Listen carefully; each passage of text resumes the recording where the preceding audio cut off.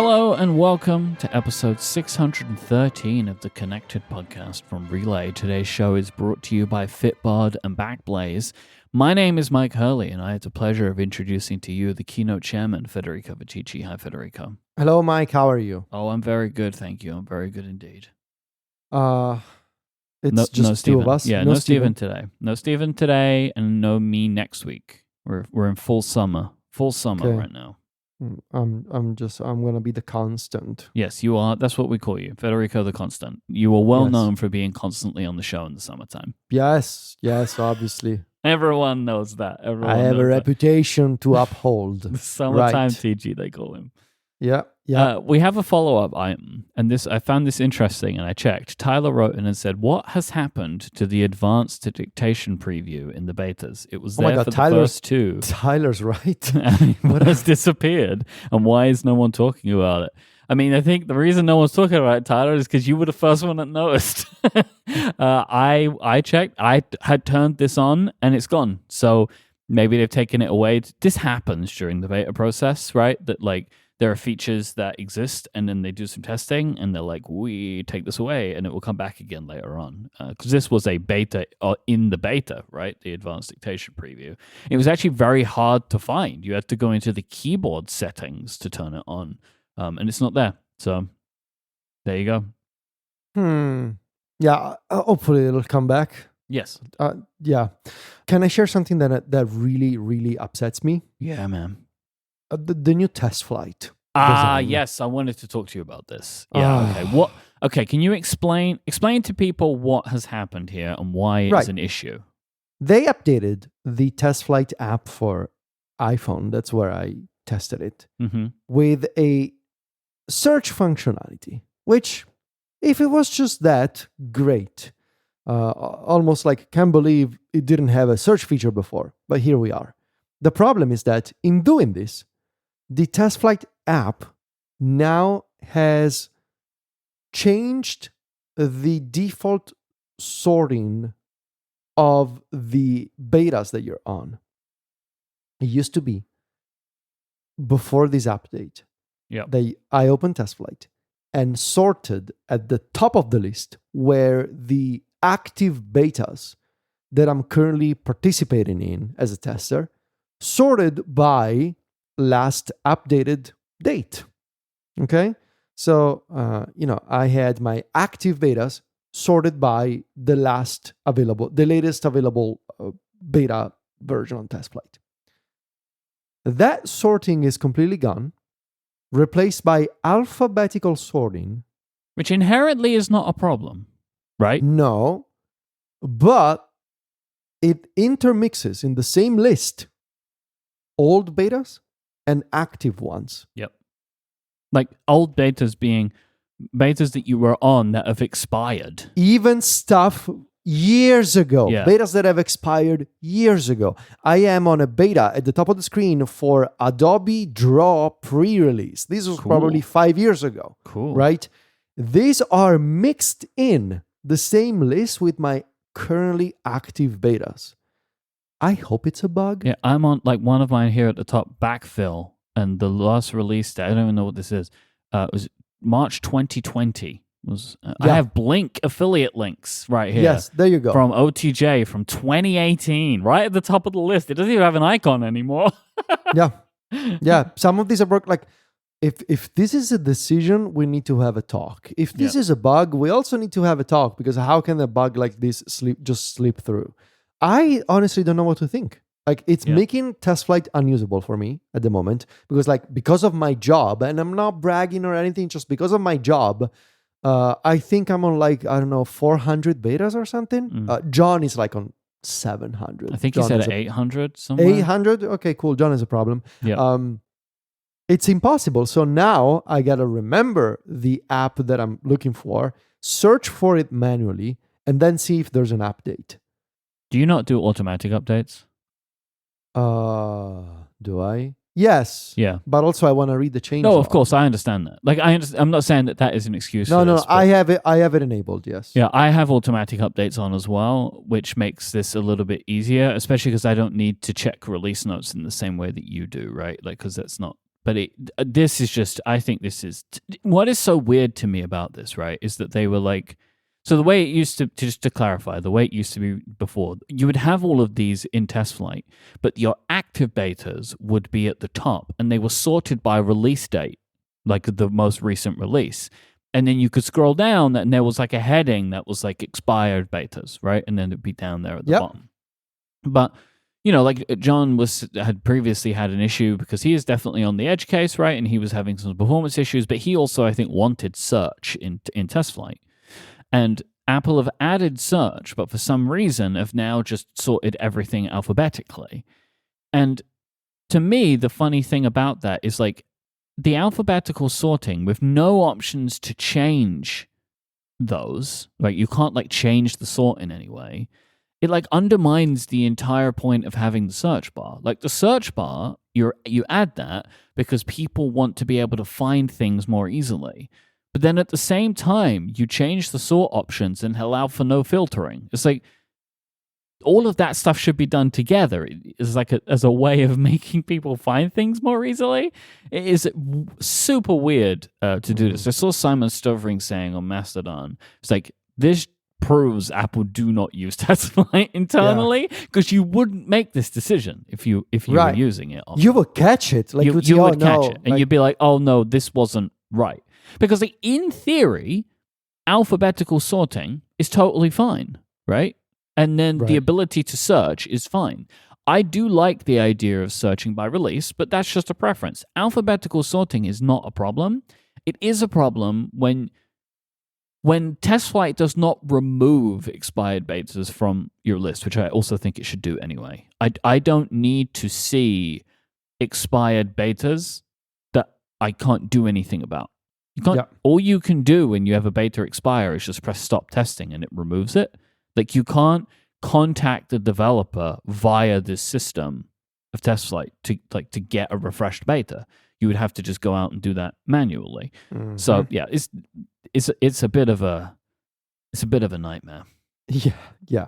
So hopefully there's a fix soon. Obviously, John wrote about it to complain.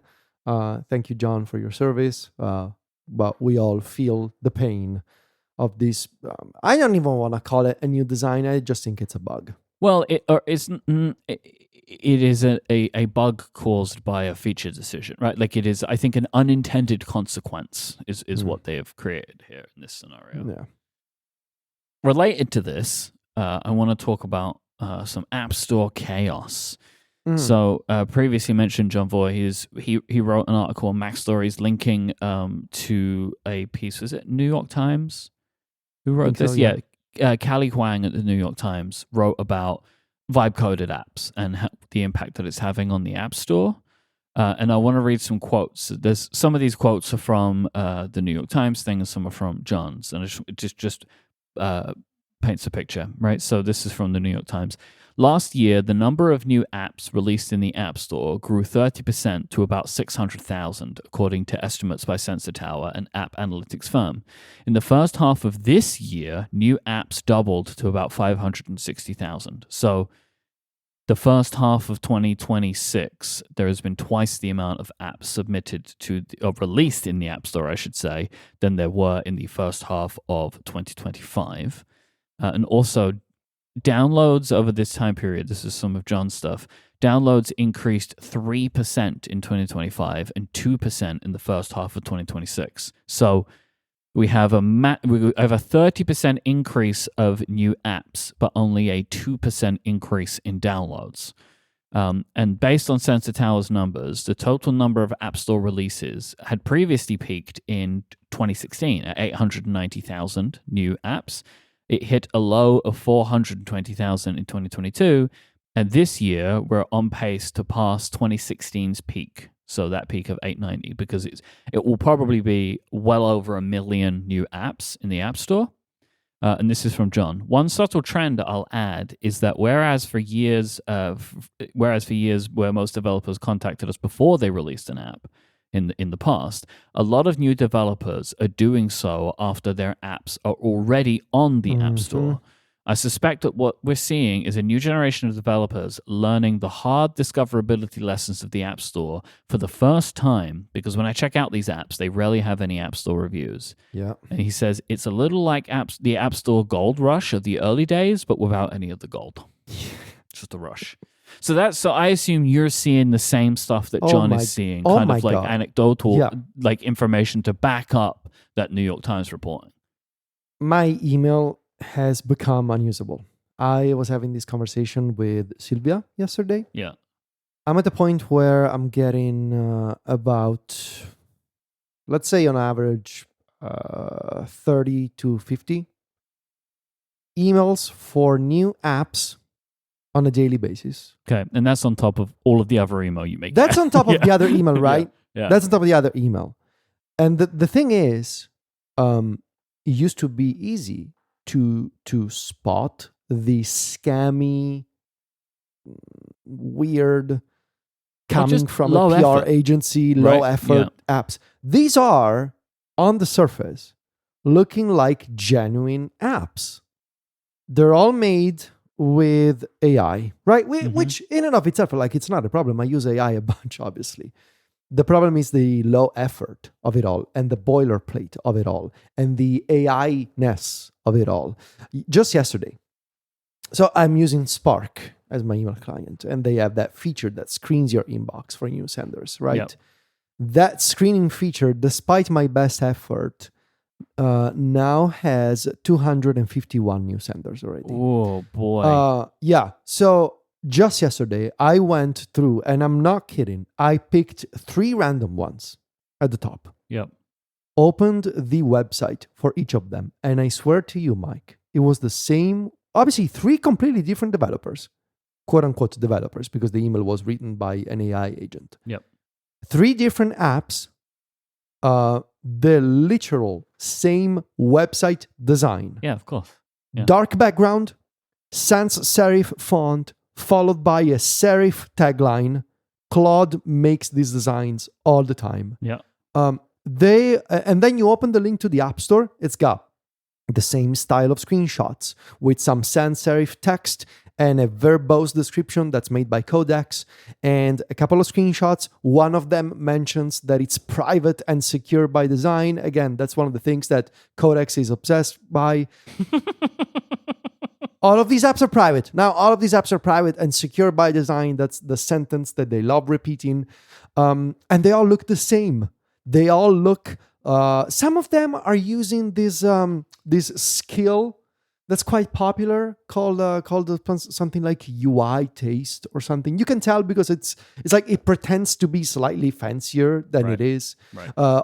Most of them are using the default like liquid glass, Swift UI, boilerplate template that Cloud Code and Codex put together.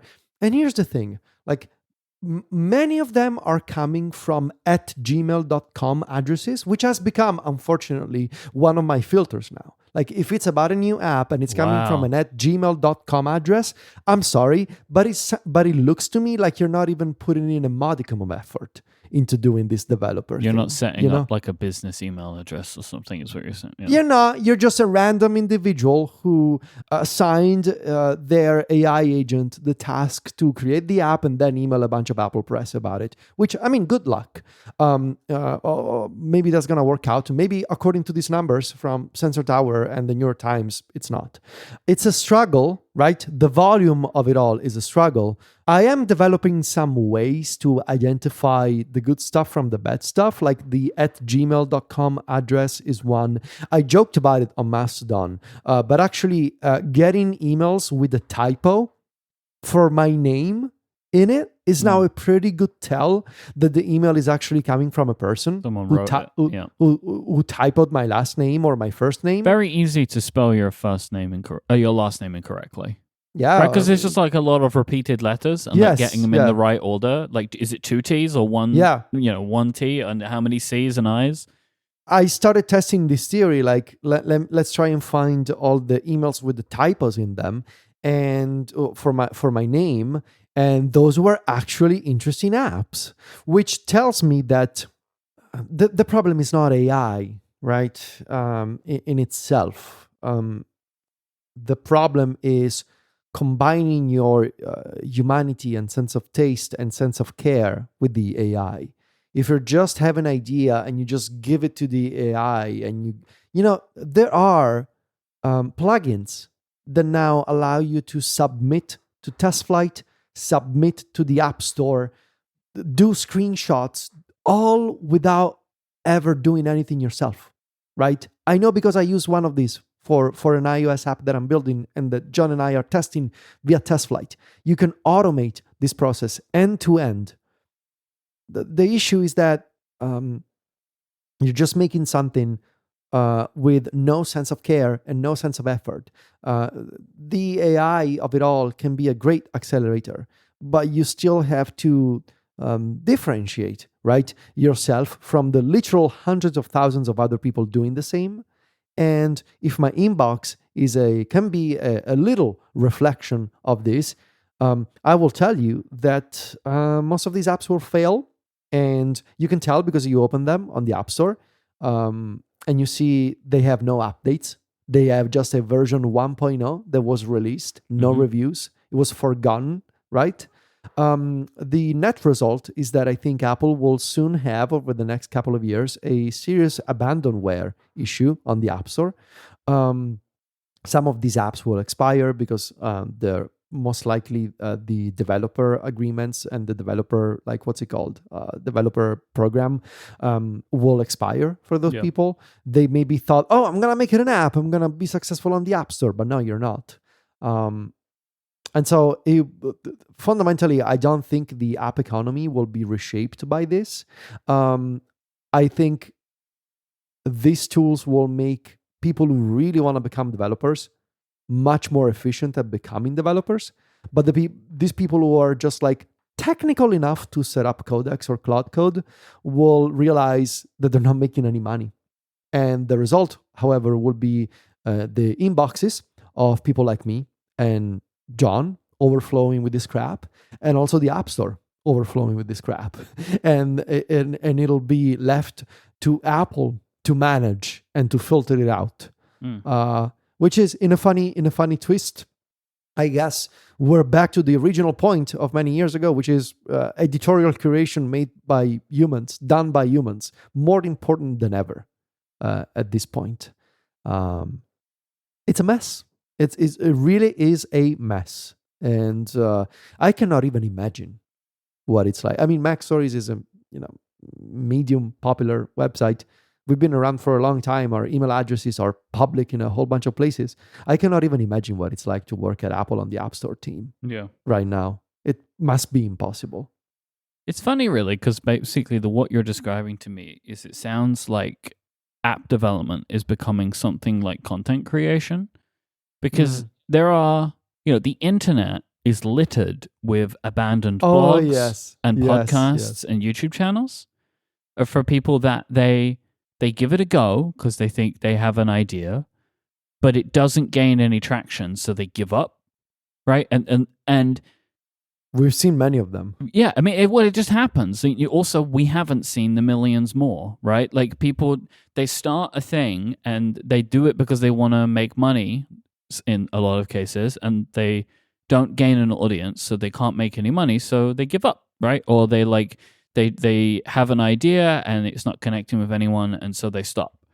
And the reason that this hasn't happened to development is because development is hard. It's hard to start.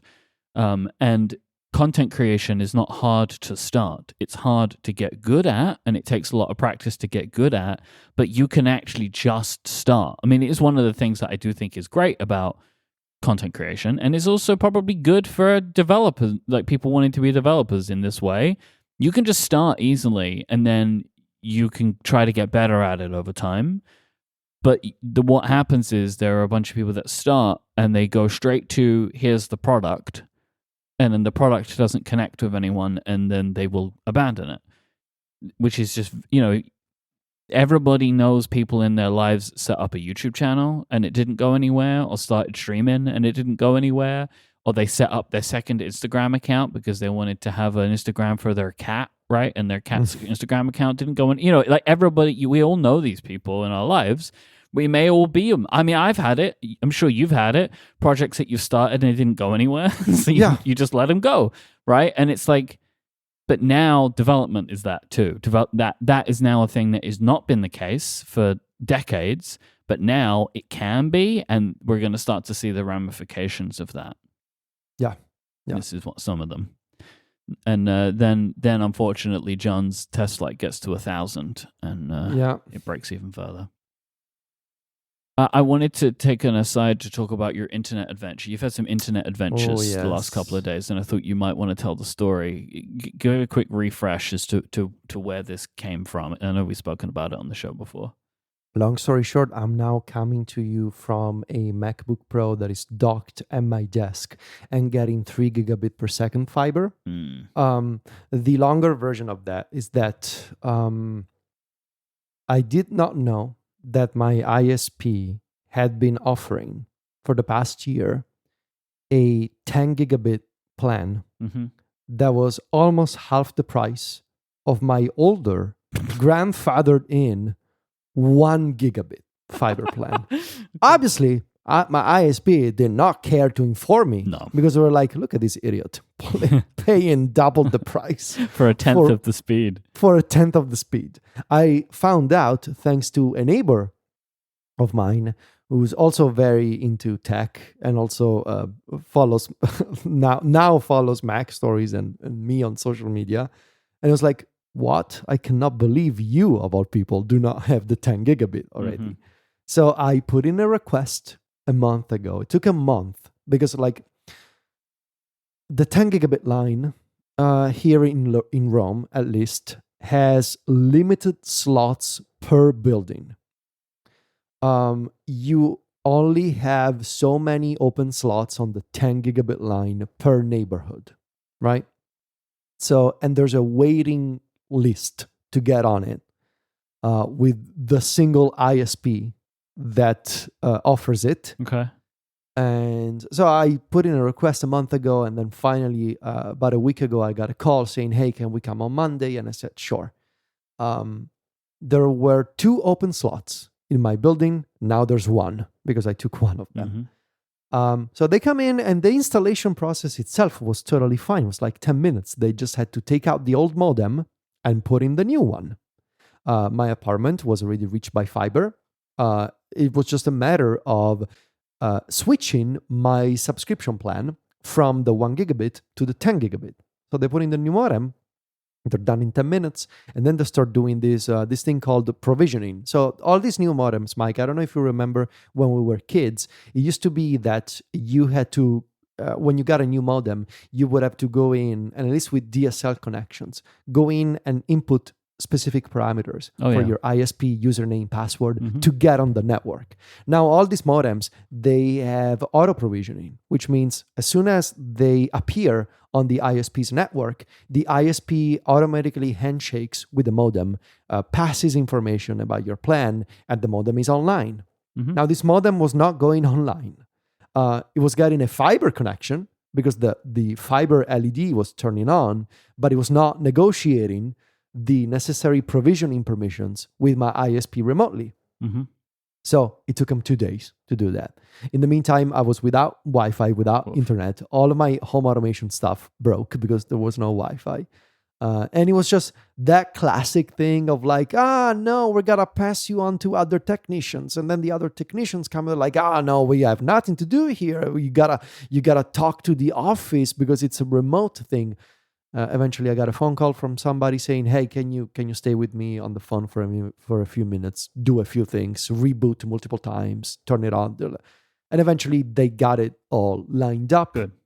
And now I have fiber, 10 gigabit. Obviously, getting actual 10 gigabit down is impossible, right? The effective speed, I think, of the network is around 5. And also, getting everything in your home to be 10 gigabit certified is very expensive. And I did not want to do that. So I found a balance for now. I just got 1 Ethernet switch with 8 ports. That's a 10 gigabit one, a 10 gigabit switch, full speed. That's in the living room, and that is connected to the Ethernet cable that runs inside my walls and reaches here in the office where I'm recording this. In theory, I could be getting 10 gigabits here on my desk. I am not at the moment because I decided to stay at 2.5. Okay. I did not want to switch the monitor. I'm using an Asus monitor that has a built-in KVM functionality.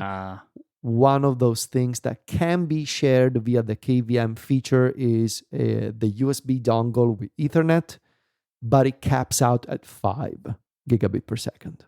I do not want to switch my monitor at the moment, and I do not want to purchase a separate Thunderbolt box for 10 gigabit networking. Yeah. Which is fine. I also Ramon is asking in the chat. I was gonna get to that. With an electrician, we also had a little side project going, which was to run an Ethernet cable 5 floors down to my storage unit, which is adjacent to my garage. I also decided not to drive the full 10 gigabit network down. Okay. So it caps at 2.5. It was a massive project. They used 140 meters of Ethernet cable. There's an Ethernet switch. There's a second Ethernet switch that from my front door, basically the cable exits out, goes through this breakout box that's next to the elevator on my floor. And from there, it goes all the way down to the ground floor. So 4 stories down. At the ground floor, there's this room where all of the power meters and electrical switches for all of the apartments are located. From there, it's like I mentioned to John, it's like the London tube map. From there, it's like it switches to another conduit and it goes down another floor to my storage unit. So and it had to be a specific type of long distance Ethernet cable that has a specific material around it, so that it gets protected when it runs inside conduits. Like the shielding? It's got special shielding for electrical interference. And it was really nice. They did a really nice job. I'm getting a 6 millisecond ping downstairs, which is basically it's excellent. And all the stuff downstairs, it's like it's on my it's not like it's on it is on my local network. There's all of the things that I connected downstairs. It's almost it's like they are in a different room, except the room is 5 stories down.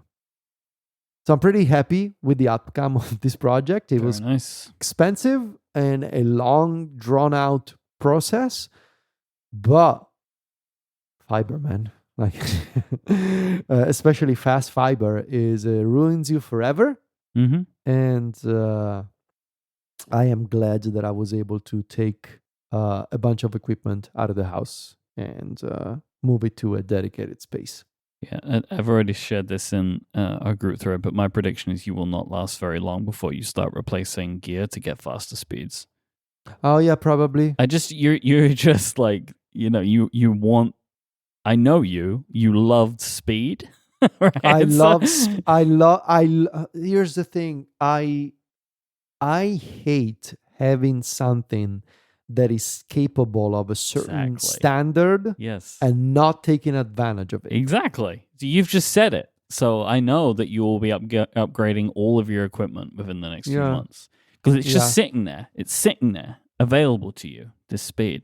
Yeah, but at the very least, now I'm getting. I think I actually got for this monitor, I got a Ugreen dongle that's like capable of 5 gigabit per second Ethernet, and I'm getting 3, which is, there is also that thing of what can you use it for? No, exactly nothing. It's just the principle of it all. Downloading from the internet caps at a certain point, right? Yes. You're not going to get necessarily 3 times faster downloads from the PlayStation Store or whatever.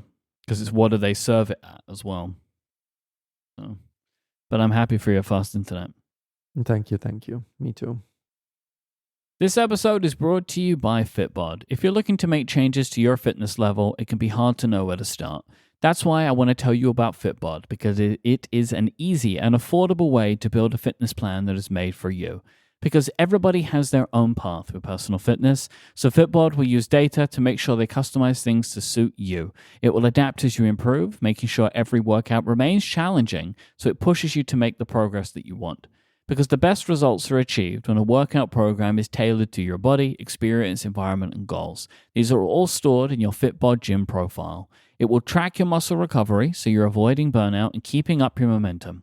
Fitbod builds the best possible workout for you by combining exercise science and AI. They have analyzed billions of data points that are fine-tuned by certified personal trainers, and you can be sure you're learning new movements the right way thanks to their more than 1,000 demonstration videos. Your muscles improve when they work together. Overworking some while underworking others can negatively impact your results, which is why Fitbod tracks your muscle fatigue and recovery to design that well-balanced workout routine. But what I love is it also means they're going to be mixing up the types of workouts that you're doing, so you're not going to get bored because you're not going to be getting the same routine every day. The Fitbod app is easy to use. You can stay informed with their progress tracking charts and weekly reports, so you can keep track of your achievements and personal bests. And you can also share them with your friends and family very easily. It also integrates with your Apple Watch, your Wear OS smartwatch, and apps like Strava and Apple Health. Personalized training of this quality can be expensive, but Fitbod is just $15.99 a month or $95.99 a year. But you can get 25% off your membership by signing up at fitbod.me/connected. So go now and get your customized fitness plan at fitbod.me/connected. That is fitbod.me/connected for 25% off your membership. Our thanks to Fitbod for the support of this show and Relay. You wrote an article this week about an app called Open Minis, which is, yes. to me, a hilarious name. I'm not sure why, but it's very funny to me. And you called it the most impressive indie app I've seen in a while. So Yes. I want you to tell me 3 things about this app. Very quickly, what it is, how you found it, and who makes it. Okay. I'll reverse the order of my answers. I think the developer wants to stay anonymous. Okay. I'm not sure. I mean, I haven't been able to find who it is, so that might be why. I can tell you it's a real person. Okay. That I'm actually. Let me rephrase. Let's see if the name is public or not. You don't have to share the name. You don't. If you're speaking to them. Yes, I am. But they have a public profile. Ethan Wang. That's what I'm seeing on X.com. Okay. So the everything site. The everything site, I think, is a developer based in China. Okay. How I found it, I did not. Codex found it. Okay. Via my, I am quite paranoid about how agents search the web on my behalf. Yep.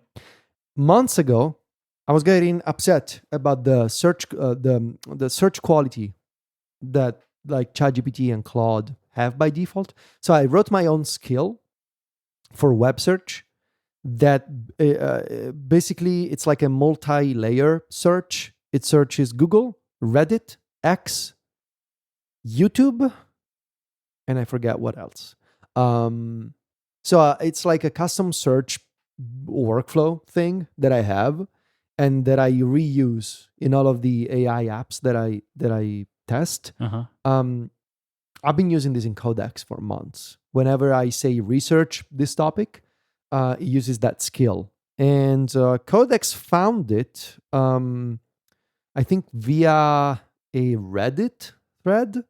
And then from there, it found the result on the App Store. And I found it because I was looking for, I'm always looking for, like, beyond the ChatGPT and Claude, and this is my other obsession, what are iOS apps that do really interesting things with AI? This is a recurring search that I do every few weeks. Like, I'm not interested in web apps. I'm not interested in Mac apps. I want to see what folks are doing on iOS that is new and novel and weird and interesting. And Codex found it. And what was the first question? What is it? What is it? It's a chatbot app that lets you use any model you want from a selection of the popular ones, including your ChatGPT subscription, which you can plug in natively, and your Claude subscription, I think, even though it's actually technically against the terms of service. Your Grok subscription, if you have one, Open Router, all these model providers. Yep. It's a chatbot app. So I guess why did I decide to use it? Because there's so many of these apps on the App Store, right? These iOS apps that let you talk to AI models and chat with AI models. It's full of them. Most of them are a scam, and they have these cookie cutter designs. They're doing nothing interesting, nothing novel. You're just better off just downloading ChatGPT or Claude, except for this one.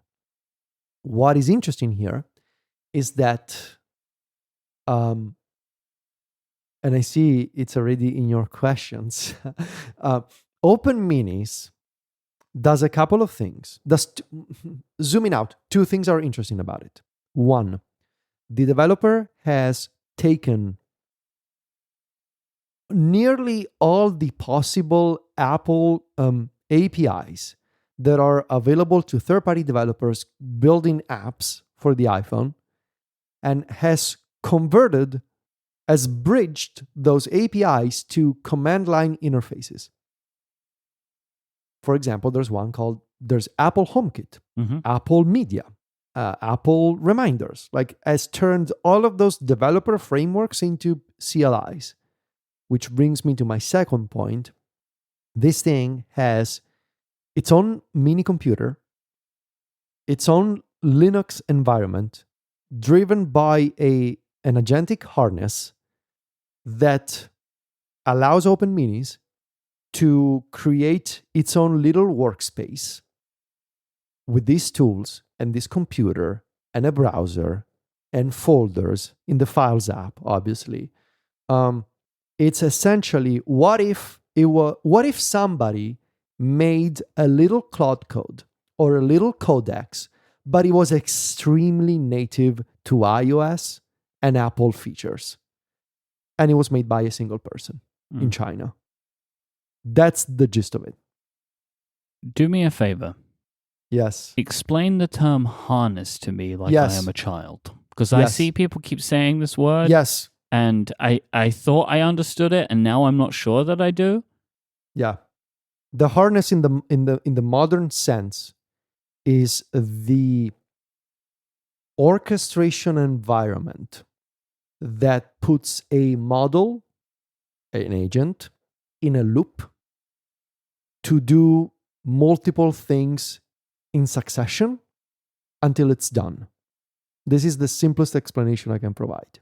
And by that, I mean, if you want to get even more practical about it, it's usually a collection of Python scripts, Markdown documents, system prompts, right? It's a collection of directions. Okay. To tell the model how to work in a loop. And by loop, I mean the user asks you to find the best prices for a hotel from Monday to Friday. The loop becomes, you need to work on this. You have access to a computer. You have access to a Linux terminal. These are the other tools that you have. You need to work on this task and perform multiple tool calls, perform multiple actions, and only at the end close the loop and provide an answer. Okay. This is the thing. This is, if you want to study modern AI history, this was the big invention by Anthropic with Claude Code last year. So it feels like a set essentially of system prompts, files, access scripts to things, right? Yes. How do you access the desktop? How do you access files? and then also how do you keep a selection of memories. It's like all of the bits that are used to talk to the model and interpret what the model's saying. Okay. Harness is a very strange word to me. It's because you are putting a harness around these things. Yeah, but isn't it just the app, essentially? Well, yeah. I mean, the app is like... The app talks to the model like it's an API, right? Yeah, but I think... It's like Timery is a harness for Toggle. You know? Well, kind of. In this case, I think with these agents, you can literally see a folder on your computer that is the harness of Claude code, for example. Yeah. It's usually like a giant Python script, right? Yeah. That tells Claude how to behave, what to read, what tools to use, how to handle permissions, how to handle memories. And it's a spectrum. Do right? the web interfaces of chatbots have harnesses? Yeah, most likely. Okay. Yes, and they operate in different sandboxes, right? And there's a spectrum of these things. Like there are harnesses that are incredibly complex, like codecs. If we are judging the harness alone, I think actually Claude Code still has the best one. The codecs one is a bit of a mess. I prefer the codecs models. I prefer the Claude Code harness myself. Yeah, I mean, it's the thing that I find interesting about co-work, right? Yes. Is that like it feels like it talks very well to the computer. It's very elegant. Yeah. It handles sub-agents much more effectively than OpenAI does. And so when I use an LLM and I see it going when I read some of the reasoning stuff, is that the harness at work? Yes. Okay. Yes. So when I see it going I got to look up this, and hang on a minute, what about this? Like, that's the harness kind of doing its thing. It's a combination of things. It's the model reasoning over things that it performed thanks to the harness that it has. Okay. And there are very simple harnesses out there. Like, for example, a popular one, it's Pi, P-I. Mm-hmm. It's a coding thing on desktop. I believe the Pi harness is like 4 tools and that's it, but it's also very effective. Anyway, Open Minis, in this case, has a harness that tells, okay, look, you are operating in an iOS app called Open Minis, and it basically replicates all the things that we have seen on desktop, but in an iPhone app. Okay. There are 2 really key differences here. The Linux terminal that is built in, and the fact that the entire workspace for Open Minis lives inside the Files app. Okay. The Linux shell is actually based on ISH, which is a popular open source Linux terminal system. It's based on Alpine Linux. Alpine Linux is a Linux distro that is specifically built for ARM devices. It provides a whole bunch of default Linux and Unix tools, including the ability to use Python, to install packages, to do all the basic things that you would expect from a Linux terminal. And it's important because, as we know, all of these modern agents, Codex, Claude, whatever, they love using the shell. They love using terminals behind the scenes to perform actions. And Open Minis does the same, hence why the developer recreated all of these Apple features in the form of command line interfaces. Yeah. Right? So it all starts coming together when you think about it that way. It's an agent. Instead of being on desktop, it's on the iPhone. It's instead of having a workspace in Finder, it's sandboxed in the Files app. But the theory behind it is the same. It's an agent with a terminal and a bunch of tools and memories and a harness that tells it, these are the things you can use, go for it. Okay. What can you do with it? Whatever you want in the context of the integrations that you enable, right? Mm-hmm. So if you don't enable any integration, you just chat and it's the model responding, right? By default, it has some built-in tools. For example, web search and browser use. It can use a web browser, and you may be wondering, wait, how? The developer took advantage of a WebKit API, WK WebView, which developers have been using for a decade to display custom web pages via the WebKit engine on iOS.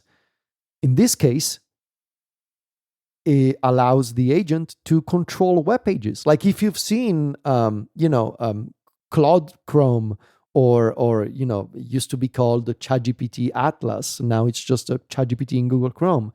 Like AI controlling a web page and scrolling and clicking through a web page. It does that, but it's based on WebKit. Or you can enable your own integrations. There's the default Apple stuff. It integrates with reminders, Apple Music, Bluetooth, HomeKit, HealthKit. These are all like based on native permission prompts, like the usual stuff that you see when an app is requesting access to your photo library, for example, or scanning for Bluetooth devices. Like it's all based on native iOS APIs and permission settings. You can connect your favorite MCP servers. I connected Notion, for example.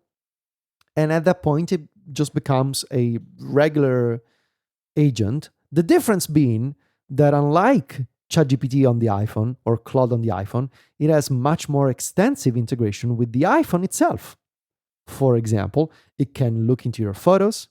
It can analyze and find specific photos from your library.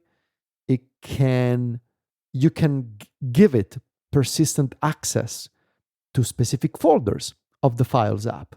There is another little known API available to developers that they can bookmark a folder in any location of the Files app and mount it as an external folder. I'll give you one example. I asked Open Minis to find a specific collection of photos in my library, and I kept it generic, like, hey, can you find me, I was recently on vacation in southern Italy. Can you find me those photos? Pick the best ones and put together a collage of them and save it into my downloads folder. And typically ChatGPT couldn't do it, right, on the iPhone, because ChatGPT doesn't have programmatic access to your photos. Mm-hmm. You can manually upload some photos, but it cannot scan your photo library. It cannot save anything into a specific folders of the Files app. Open Minis can.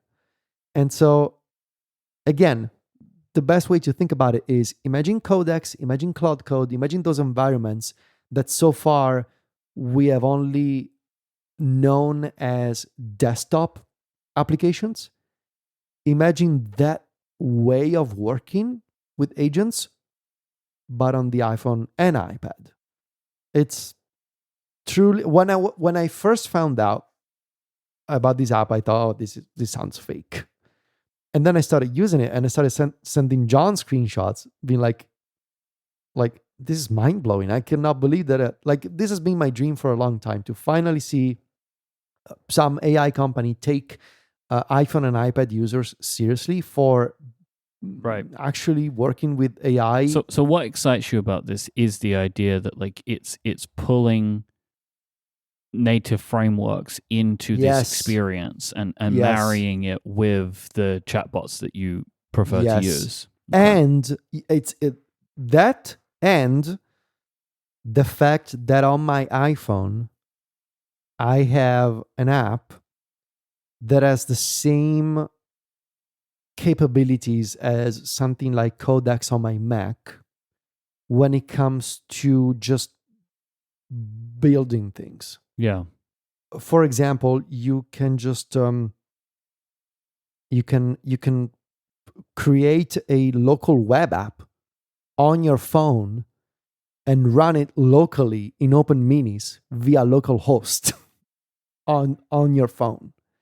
A few days ago, have you ever heard of Hermes Agent, Myke? No. It's like an OpenClaw alternative. Oh, okay. That has become popular because it's more stable and reliable than OpenClaw. Okay. and it doesn't break like OpenClaw Yep. does. And the thing about Hermes Agent, it's made by these researchers at Noose Research, and they came up with this system that is basically like a self-improvement thing.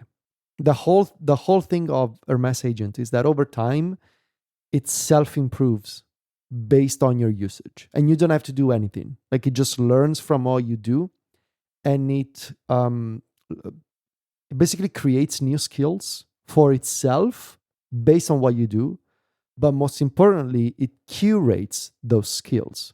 So, for example, let's say that you, Myke, in March, you were really into, I don't know, using Notion.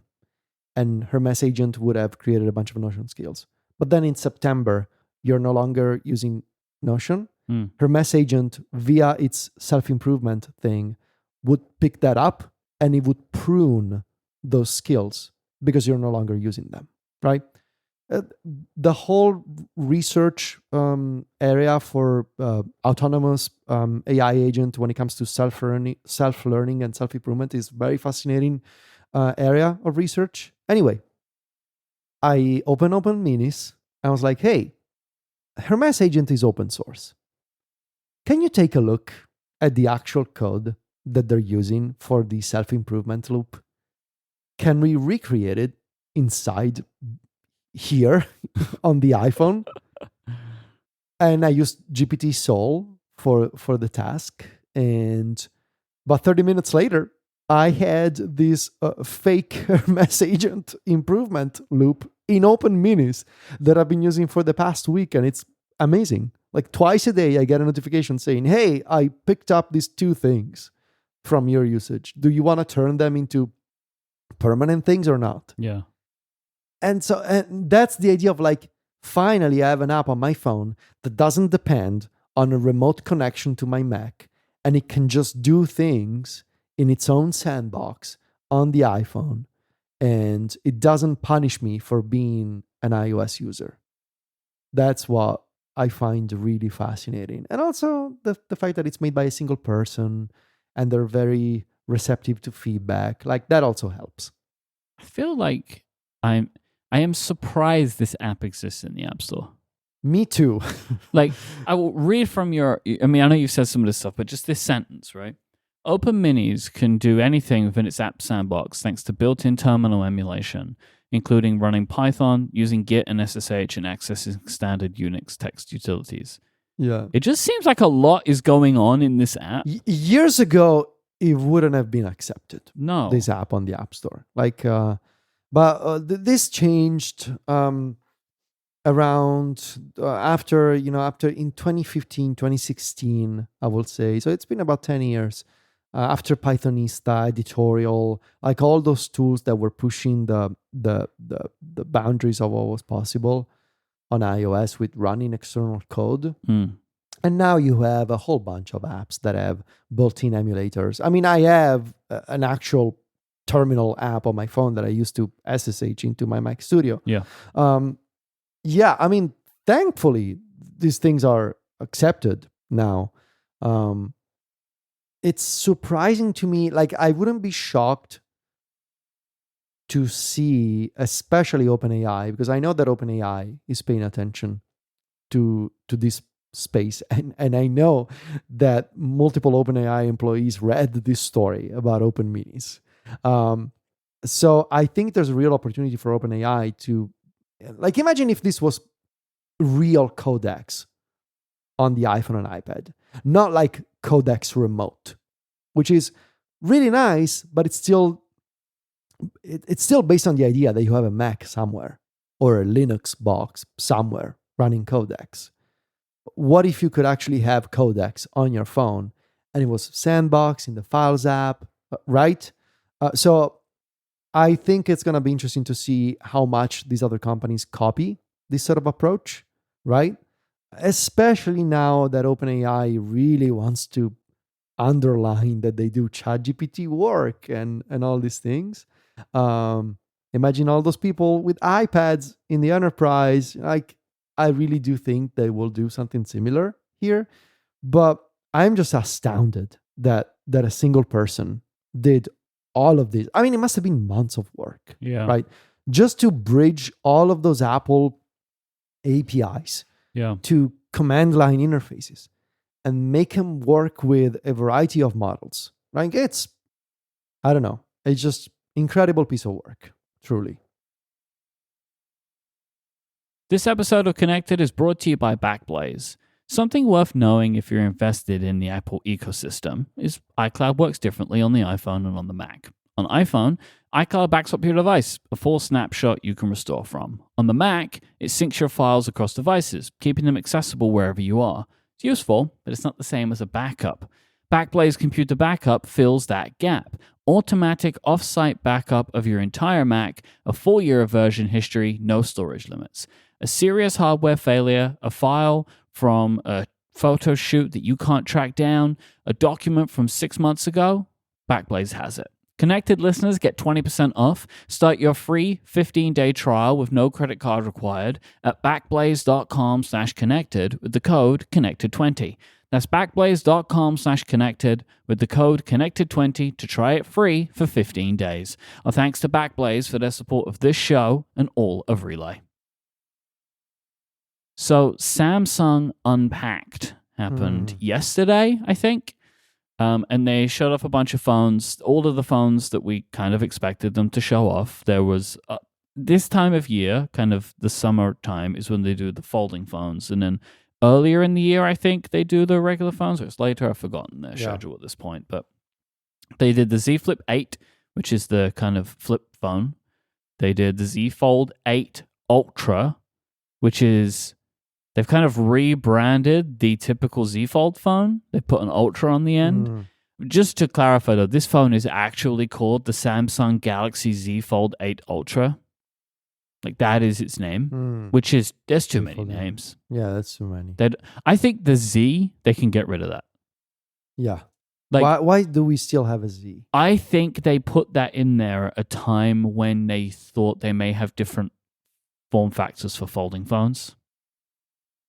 Right? And like Z meant a diff type of fold, and then maybe they were going to have like V for a different type of fold or whatever. Oh, I see. Okay. Well, it's unnecessary now. Yes, Samsung Galaxy Z Fold 8 Ultra. The big thing for these phones, and it's like for all three of them, is that they've made improvements to the visible crease. They've done this by putting a titanium film and titanium alloy plate behind the screen, and also putting an anti-reflective coating on it. And that one's a little trick, right? Because you only really see the screens on the light reflection. Well, like the creases, I mean. So get rid of if you put an anti-reflective screen, like film on top, like that will get rid of some of it. But apparently it looks a lot better. And in the videos that I watched, like it looked a lot better than the previous one. And we can assume this is the technology that Apple will use, considering that Samsung is providing the displays, right? So maybe Apple and Samsung Display worked together to get this to be what it is. And then the other key thing about this is the Z Fold 8. So the Z Fold 8 is technically a new phone inheriting the name, which is very strange. Yeah. Because like it went from Z Fold 7. Now the phone that was the Z Fold 7 is the Z Fold 8 Ultra, and the Z Fold 8 is now their wide folding phone. Yes. And in MKBHD's video, he's like his thing is he thinks this is a clever marketing move from Samsung, because they can be like, the phone that Apple's put in at the highest end, we have one, but it's in our middle, which is like is quite clever, right? It's a way to do it. But this is the when it's closed, it's a little phone, and you open it up, and it's kind of like a little tablet, basically. I think you will like this. That Myke has said it reminds him of the good parts of the Surface Duo. Yes. From like the form factor, the thickness, the weight, that kind of stuff. It's 201 grams, which they say feels very light to hold, I think, especially compared to other phones like this. That makes it a little lighter than an iPhone 17 Pro. So kind of like in that kind of realm. Okay. It's 9.7 millimeters when it's closed in thickness, 4.5 millimeters when it's open. For some comparison, so the Air is 5.6 millimeters all the time, so it's a little thinner than the Air when you open it. and a Pro Max is 8.75 millimeters. So it's thicker than a Pro Max, basically closed. So you're kind of in the realm that this phone closed is like a thick phone, but not crazy, right? Like it's is a millimeter off, which is noticeable, but you're kind of like, it doesn't feel ridiculous. I expect is the case here. Is the case, yes. It looks so. Samsung is positioning this one as a media focus device, more than anything. It looks, when you unfold it, like you watch the videos, it looks strange unfolded. It actually looks strange all the time. When it's closed, it's very square and small, and then when it's unfolded, it's very wide. Like it's just like it looks odd. It looks, when you see people put it in landscape, it kind of looks pretty nice. Like it just looks like a kind of like a Kindle kind of size, or like a little iPad kind of size. The thing that has been surprising to me in all the coverage that I've seen of this is people that have used it. Because, Samsung do that thing where they let people use the phones before the keynote, and then they will publish their videos at the embargo time is the moment the keynote begins, which is so funny. It's like no one's ever going to watch your keynotes if you keep doing this. But in general, kind of people seem very interested, excited, and keen on the size and shape, which I think is very positive news for the iPhone. I saw all comments from people saying that they loved it. Yeah. And that made me very excited about whatever Apple is preparing.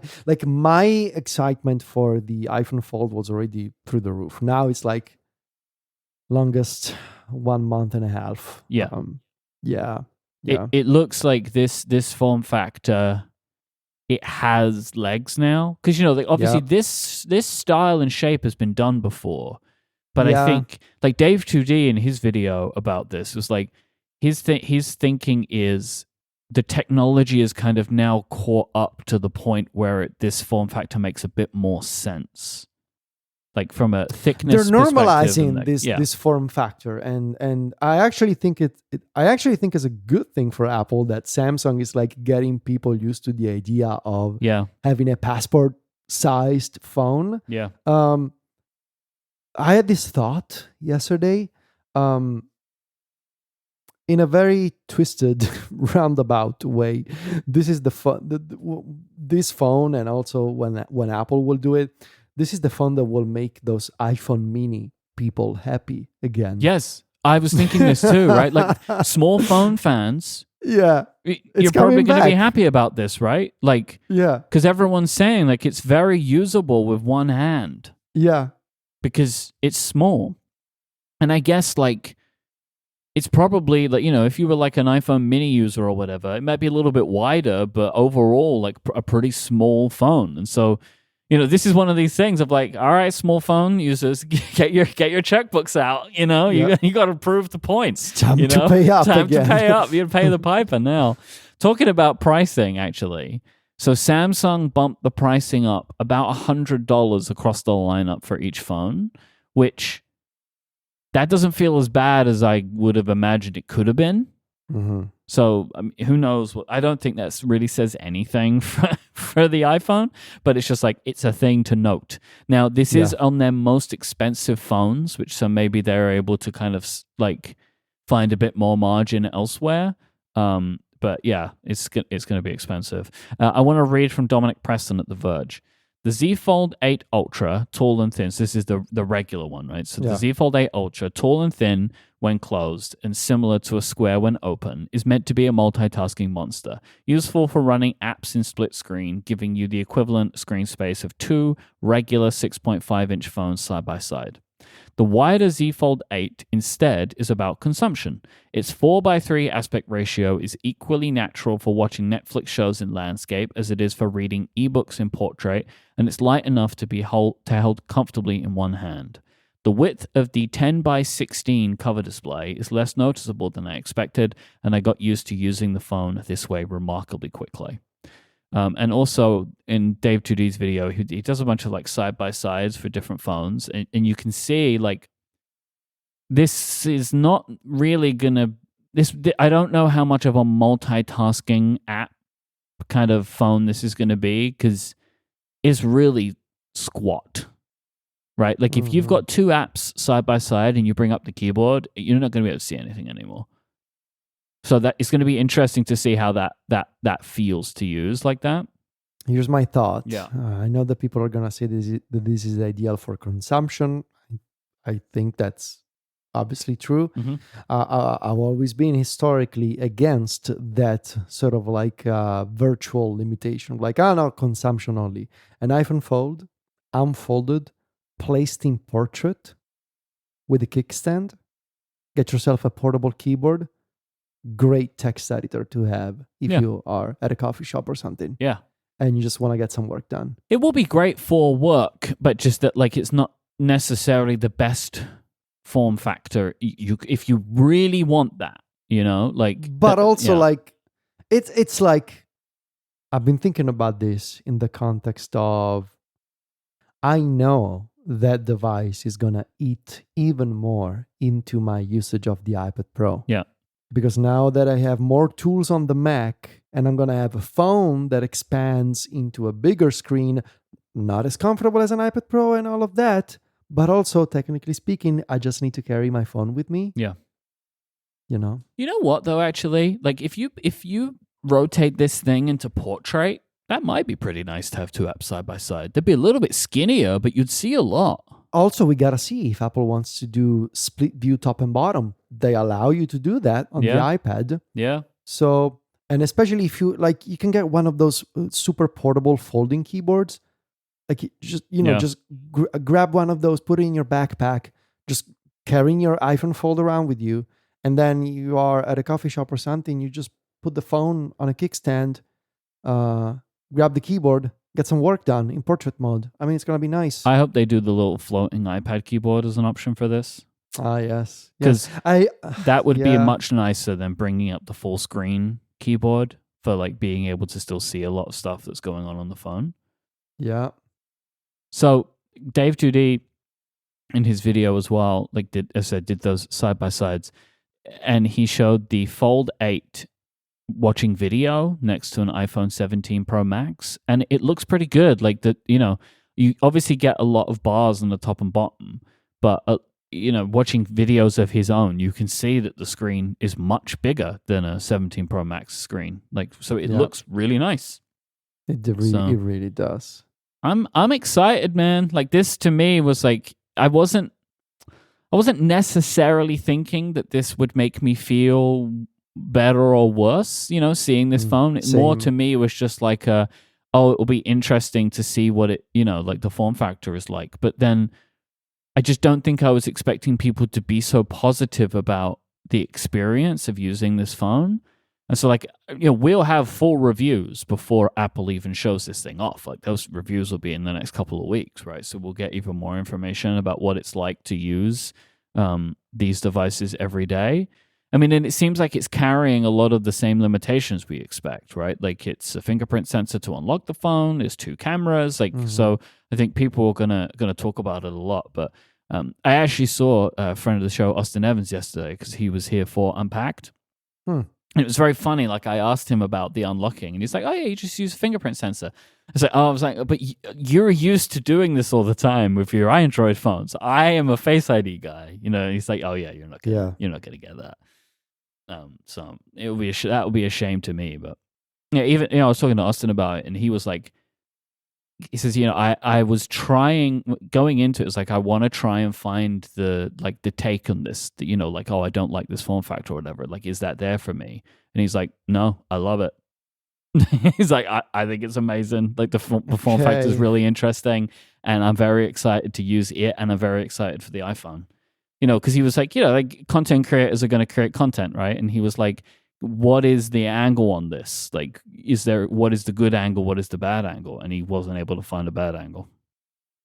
I really want to get the folding phone. Yeah. I mean, you're going to get it. I'm going to get it. I'm looking forward to it. I just think I'm not, even this though, doesn't yet sell me that I'm going to want to use the folding phone as my main phone.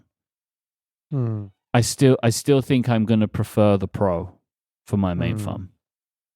I want to be proven wrong. I want the experience to be so enticing that I want to use it all the time. But I I just think that there will be a lot of pluses, but there will be compromises. And those compromises are going to be like some core experience of using the iPhone kind of compromises. And it really is going to have to make up a lot to make me want to use that phone as the phone that I use all the time. Yeah. I don't know. It's exciting stuff. About a month and a half left. Yeah.